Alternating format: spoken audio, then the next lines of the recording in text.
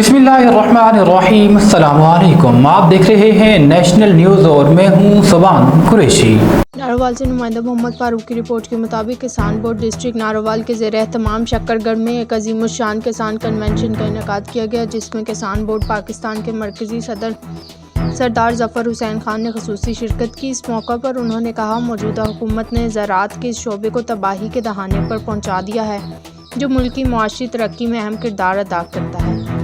किसान दुश्मन पॉलिसी ने अवाम को मुआशी दिवालिया करके रख दिया है।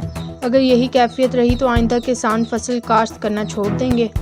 सितम ज़रीफ़ी की बात है कि हमारे हमसाया मुल्क में किसानों को बिजली सस्ती, खाद, बीज और अद्वियात इंतहाई कम कीमत पर दिए जा रहे हैं, जबकि इसके बरक्स हमारे यहाँ उल्टा रवाज है।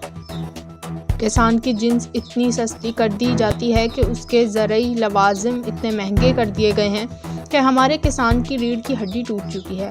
नायब सदर किसान बोर्ड पाकिस्तान चौधरी नूर इलाही ततला एडवोकेट ने कहा, अद्वियात, बीज और बिजली पर किसान को सब्सिडी दी जाए ताकि हमारा किसान खुशहाली की ज़िंदगी गुजार सके।